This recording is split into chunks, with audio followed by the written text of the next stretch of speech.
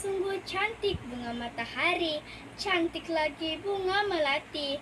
Nama diberi indah sekali, itulah saya Audrey Elvis Steven. Salam perkenalan buat semua. Dibesarkan di Bandaraya Sabah, kini saya telah bersekolah di SK Dangin Papar. Kod sekolah saya ialah XBA 4214. Kini saya telah berusia 12 tahun. Hobi saya ialah menyanyi dan membaca buku ketika saya mempunyai waktu yang lapang. Cita-cita saya ialah ingin menjadi seorang guru. Pada video kali ini saya berasa amat teruja ingin mengongsikan sebuah cerpen seram yang bertajuk Antologi Cerpen Seram Rengkang. Cerpen ini mempunyai banyak kisah yang menarik dan menyeramkan. Jadi, ayo kita dengarkan. Penulis cerpen ini ialah Yatim Ahmad, Aslina Idris, dan Eda Rozaina. Ia diterbitkan pada Mac 2020 oleh Persatuan Penulis Alam Maya Malaysia. Cerpen ini mempunyai 237 muka surat yang bercetak dan mempunyai 28 cerpen yang menyeramkan. Harga cerpen ini hanyalah Rp25 sahaja untuk Semenanjung serta Sabah dan Sarawak.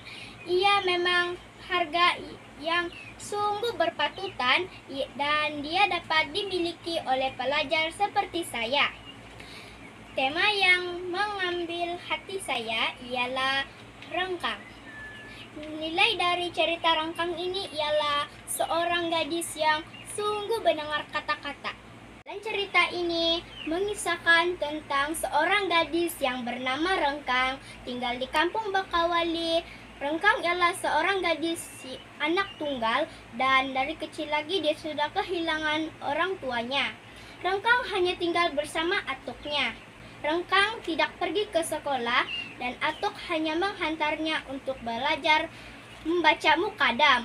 Pada usia Rengkang ke-16 tahun, Rengkang hanya mampu membaca mukadam sahaja. Akhirnya, Rengkang pun berkawin dengan seorang pemuda yang muda yang bernama Buntarak. Setelah mereka berkawin, Buntarak dan Rengkang pun tinggal di Pulau Utara. Akhirnya, mereka berdua pun dikurniakan anak lelaki dan pada ketika itu, apabila anak Buntarak dan Rengkang berusia 1 tahun, pada malam itu Rengkang keheranan karena anaknya pandai terbang dan Rengkang keheranan karena Buntarak akan pergi pada waktu malam. Setelah Buntarak balik dari kerja membawa semua peralatan makanan, Rengkang bertanya dan apabila dia mengetahui kejadian dan kebenaran yang sebenar, Rengkang berasa sungguh pilu apabila mendengar mereka, dia dan sekeluarga ialah hantu raya.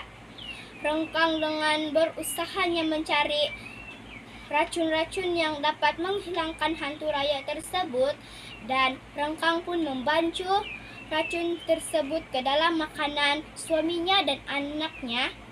Akhirnya anaknya dan suaminya pun meninggal. Tanpa berpikir panjang, Rengkang terus balik ke kampung Bakawali dan menginap di rumah Makcik Babu Piah. Lalu Rengkang pun memberitahu kisah-kisah ia menjalankan hidup menjadi hantu raya.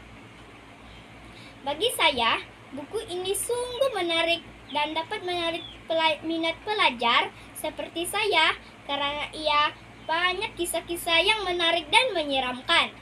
Untuk pengajaran bagi cerita ini ialah apabila kita ingin memilih pasangan hidup ataupun jodoh